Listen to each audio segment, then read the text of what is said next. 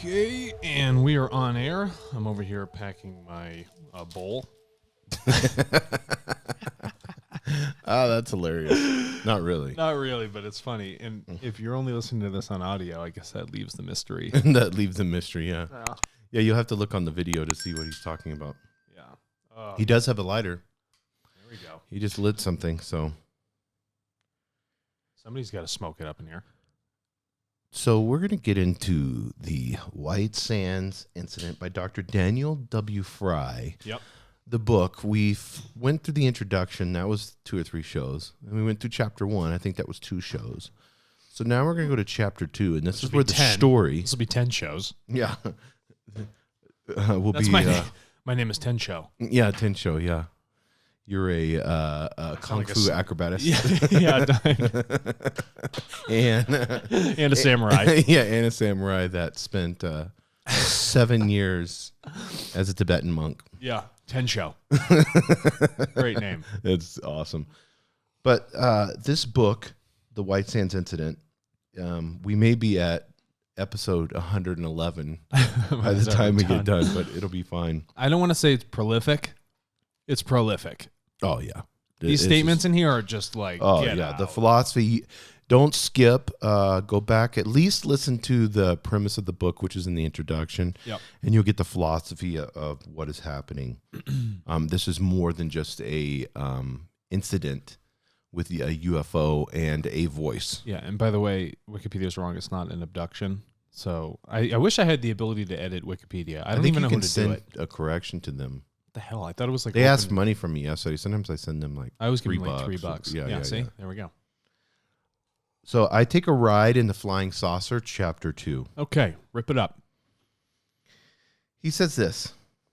I have been completely around the ship and saw no sign of any opening. None. So he's standing there. Seamless. Also, you said you are not yet accustomed to our atmosphere. Uh-huh. If I come in, I will have to bring my atmosphere with me. How will that affect you? Very interesting that someone would have such an astute thought, and he's already thinking of the other person. Even in this like weird state of he's got this thing in front of him you've never seen before. It's doing things that are seemingly impossible. It is seamless. He's like, you sure you want me to drag the atmosphere into your completely containerized ship? Pressurized? Yeah, because he's basically telling him, that, and he says in the book, I'd give anything to be allowed to ride in it. How can I get in? And so they're going through this process. And the voice says the craft is a remotely controlled cargo carrier. Oh, cool. You telling me they got a cargo carrier 30 feet across, 16 feet high, floating around? Who would put anti-grav technology in a cargo carrier? Only someone who thinks it doesn't really have a boatload of value and it costs them nothing to manufacture it. And he says, I am not in this craft. So the voice is saying, I'm not in this craft. I am in the central unit, or what you would call the mothership. And where's the mothership? At present, it is some 900 miles above the surface of your planet. 900 miles above the surface? There's some really cool aspects of the mothership they talk about later that I'm just like, no effing way. This cargo craft is being used to bring us samples of your atmosphere so that we can accustom ourselves to it. The cargo hold is evacuated so that when I open the intake port, the hold becomes filled with the atmosphere of your planet and takes it in at whatsoever temperature and pressure exists there. Yeah. So at the very top of this cargo ship is just a pressurized valve. It'll go and then it just fills with whatever we have in our atmosphere at that moment. That's cool. He also says any bacteria which are in the air are brought along for study and for the production of the antitoxins we need to withstand any diseases you have. Yeah. So in order to adjust, right, they're like, okay, well, we have to study the bacteria and stuff you have in your air so that we can do an immunization within our own bodies so that when we do come down and we've adapted to the gravity and your vernacular and looking like you, we're not going to just get sick and die. Yeah, and he has a Dr. Fry, PhD, has a actual photograph from color movies taken. Yeah, so you can see that in the book. He was up in Northern California, and that's from some of his filming that he was doing when he was finishing the later years of his contact with this extraterrestrial entity. He says, then I heard a single click come from the surface of the ship. Mm-hmm.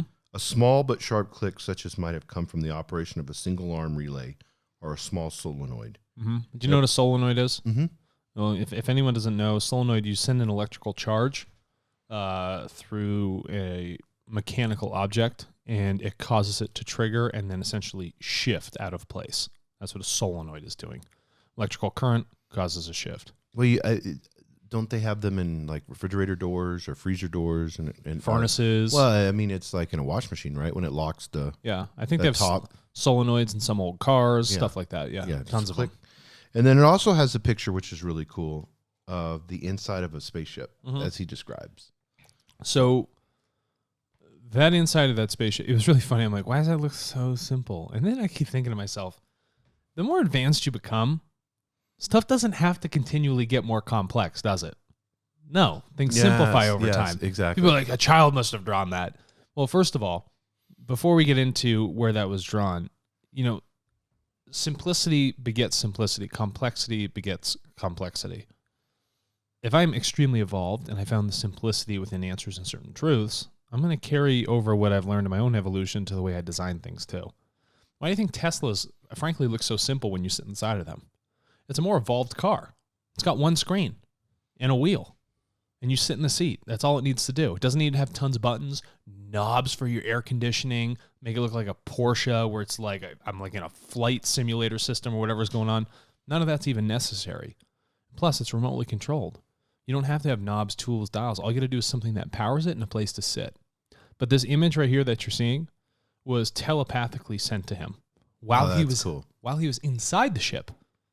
Because they're like, well, you can't really move around, but what if we send you an image so that you can actually view it? So he drew that off of his telepathic receiving of the imagery.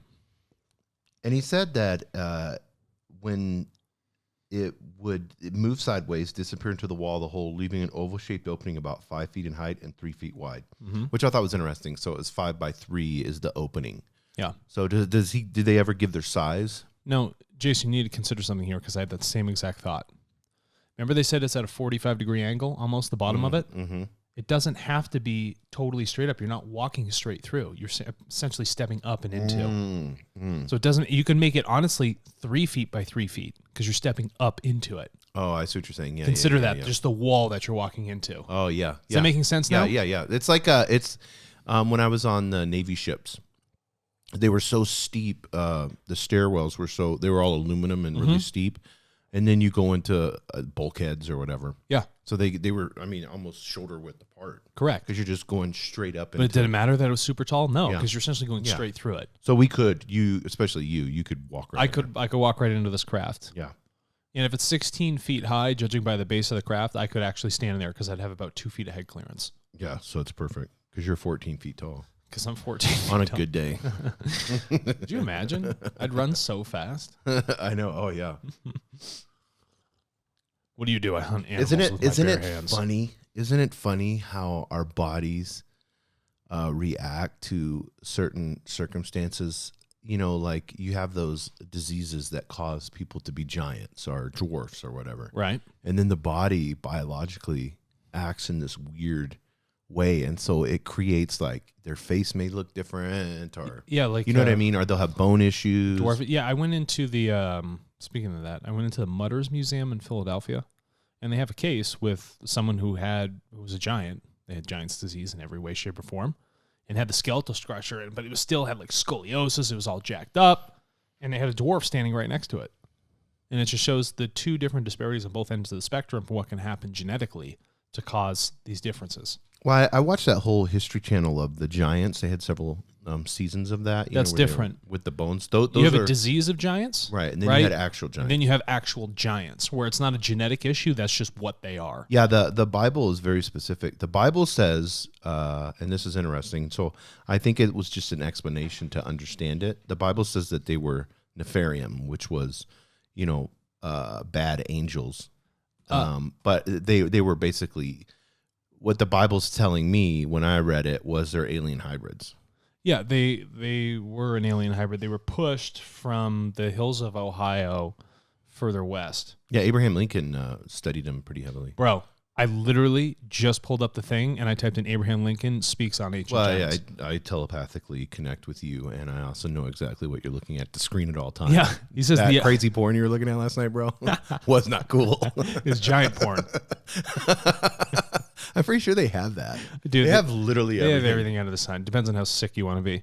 But he says right here, the eyes of that species of the extinct giants whose bones fill the mounds of America have gazed on Niagara as our eyes do now.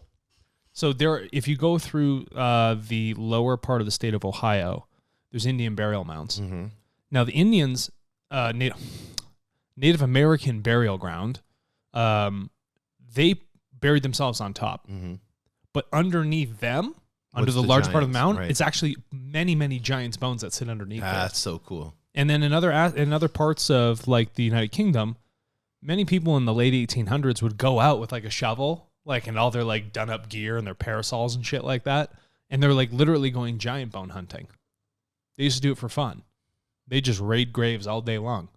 You know, this is the part that just blows me away, and I know it's all has to do with funding, but it's like all of these great things. Like Lex Freeman we're way off topic. This is cool though. Lex Freeman was talking to this lady, and I shared with you her about Oumuamua. Yeah. And so she's an expert astronomer. And so he was asking about that, and asking about alien life forms and stuff like that. And she was kind of more scientific type, you know. Mm-hmm. I mean, she was nice, so entertained his, you know, he kept pushing into the extraterrestrial realm. But she lacked any creativity. Yeah, it seemed like, yeah. But she had said this, and I thought this was great, and he mentioned this too, is that it is our responsibility to be prepared. Be prepared. Papayas. But be prepared for when something like that comes to us. Yeah. Like if we could literally send something out there to collect samples from it, I mean, it's actually a piece of the galaxy coming to us. Which is cool. So why weren't we prepared? Why do we let this thing go? Because no one put any funding into actually capturing stuff like that. Yeah, and so how much could you learn? You know, even if it's not extraterrestrial, but it's just from a different planet. And what minerals could you grab from it? And we even talked to Avi. He said we caught it by accident. Yes, while it was leaving. Yeah, like come on, guys. Yeah, so I thought that was interesting. So we went from giants to extraterrestrial space trash. This is great. Abe Lincoln's face creeps me out, I guess. I know, yeah. He was a giant, kind of. In a way, yeah. I wonder if he actually truthfully believed he was part giant or something. That's why he had a fascination with it. Because you know, like Alexander the Great believed he was somebody, and then Patton believed he was Alexander the Great. Yeah, Alexander the so Great. He couldn't die. Alexander the Great thought he was Zeus. Patton then thought he was Alexander the Great and thought he was Zeus. Yeah. Right? There's like this also whole... known as Amun-Ra, you know?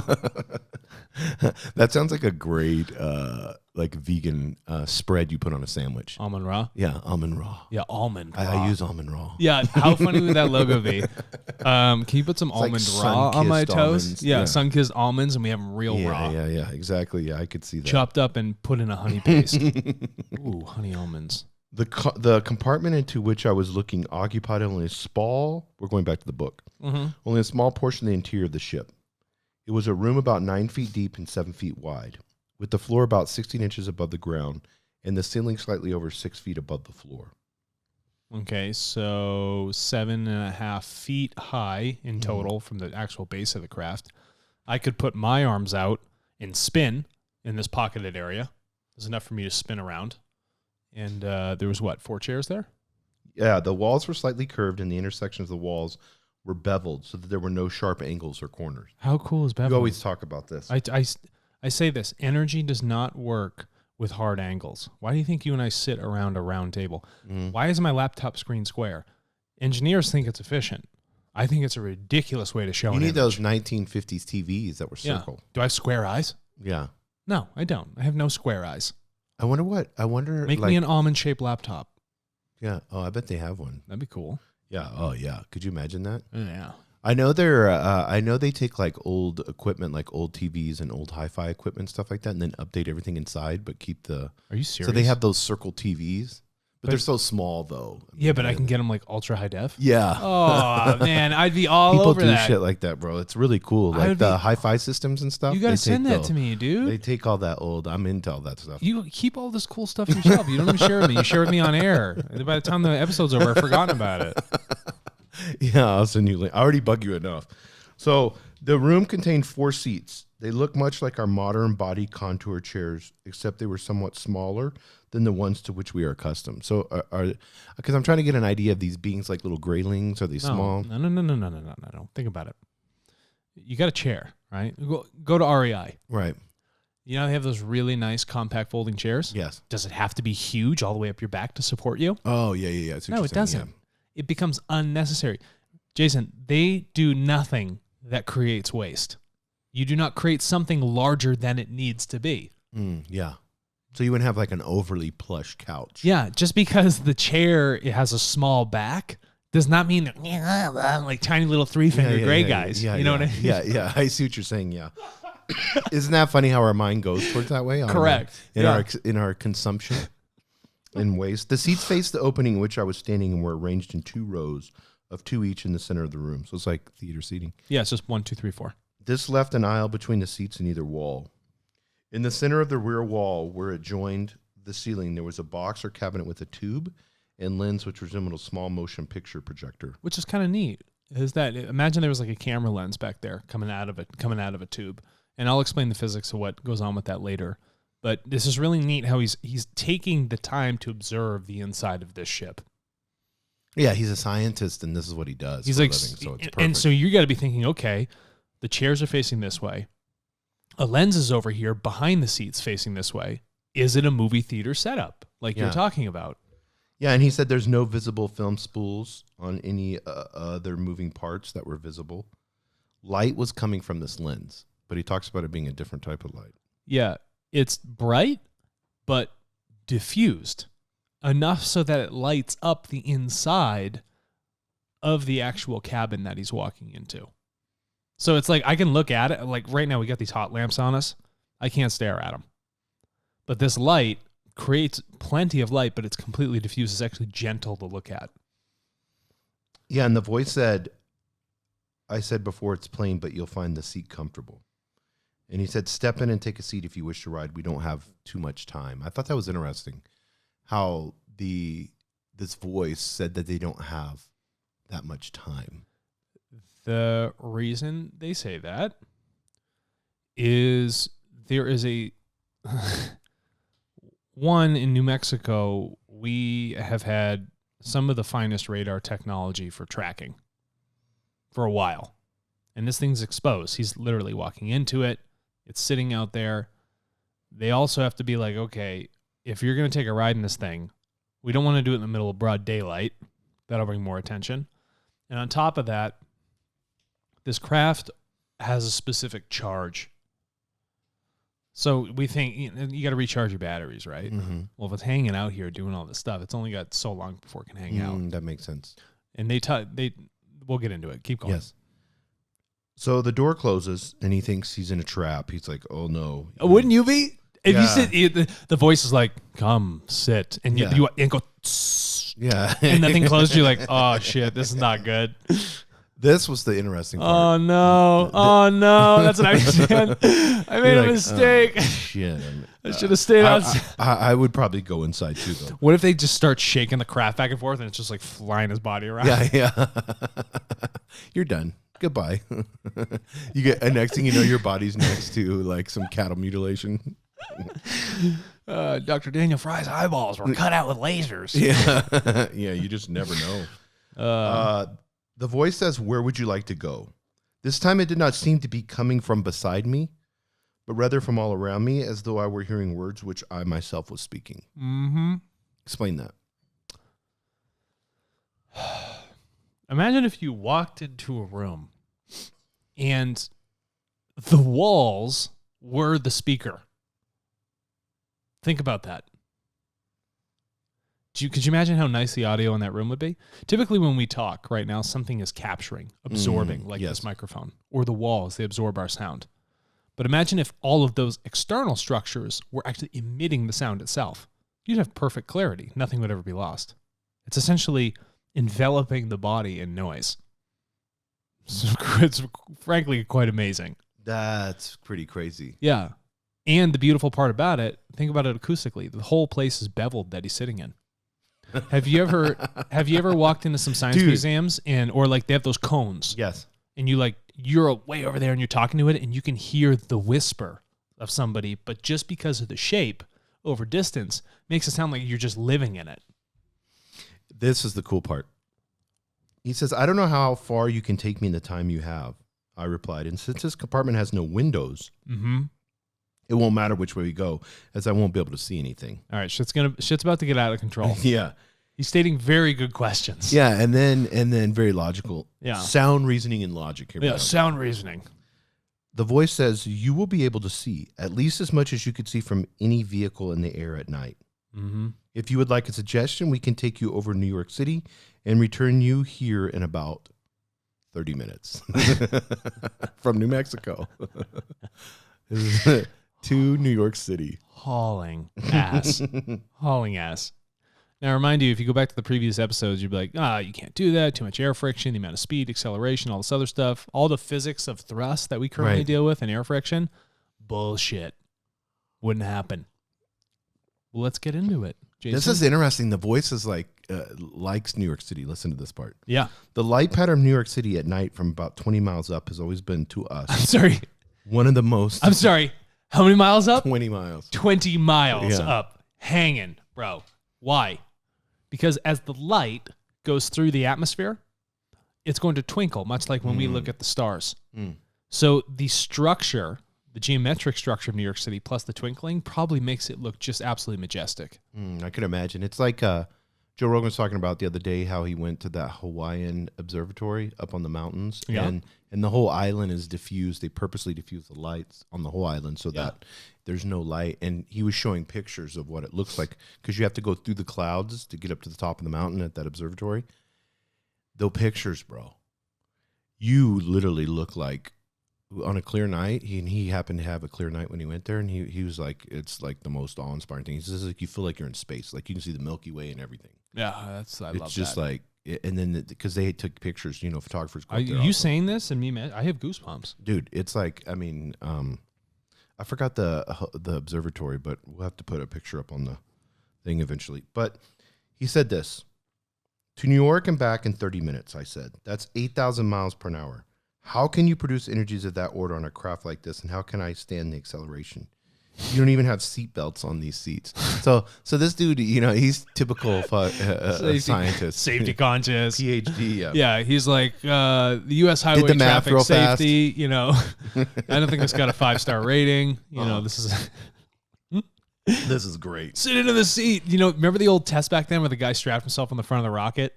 And it literally, like, the air was, like, bruising his cells and it's, like, pulling his eyes back. And I think they did the testing out here. He, like, blacked out.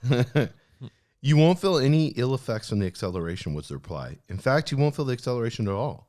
Just take a seat, and I will start the craft. I will explain some of the things which puzzle you during the ride. Yeah. Now, here's an important aspect. The questions which he is asking, I had to think about this for a bit. He knew at that moment what was known about technologies around thrust and travel and flight. Mm-hmm. So the question he is asking is directly at the state of conscious evolution within material science. Yes. So the extraterrestrial within that is piloting the craft for him responds only at the absolute next level of understanding he needs to know. He asked the question with what man currently knows, and then the response received for understanding is only just the very next step. It's not 10 steps ahead. It's not 20 steps ahead. You need to think about this. If you tell someone something that's so far beyond the concept of steps of evolution, it won't make sense. It's like if an alien came down right now and gave what's the mathematician that just created all kinds of shit? Eric Weinstein. Yep. And gave him this formula that was so advanced. You wouldn't know what to do with it. He wouldn't know what he'd spend a lifetime puzzled by it. How do I get there? Yeah. You know what I mean? How do Reverse they come to the this, steps? yeah. Right. So The great part about this is they're not going crazy with the technology. Right. They'll say, I will answer Right. only what you are asking Yes. because that matches exactly what you know and how to get you to that next point. So my question on this would be this, and this is something for us to ponder in my philosophical brain. If the universe has a intelligence, within that intelligence would be the same way to humanity and other species, alien species, in the way that we explore the universe in our scientific endeavors. Would the universe in its intelligence give us that same type of format where it's only giving us that little bit to evolve us, or would that be going against our free will? And is the universe intelligent that is it a universe that has that? Does it have that intelligence to be able to dish it off like that to mankind? You see what I'm saying? They coin the universe as, or creation as, the great mystery. Right. Like the sun, which the universe is exactly the same in all concepts, is constantly giving. Do we fully understand everything about the sun? No, not even close. But it is there right in front of you, correct? Mm-hmm. Always giving all the answers. But we can only perceive as much as we know to perceive at any given moment.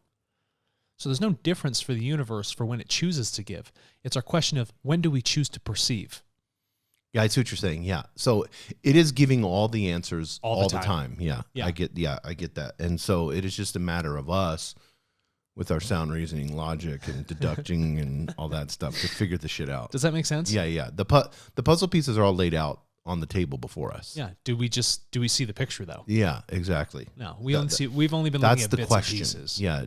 How do we get to evolve ourselves to see that picture? Right. And so for the work that has to be done for that. Right. And for Daniel Fry to see the picture that comes out of what's about to happen next, you'll have to come back for the next episode. For the ride.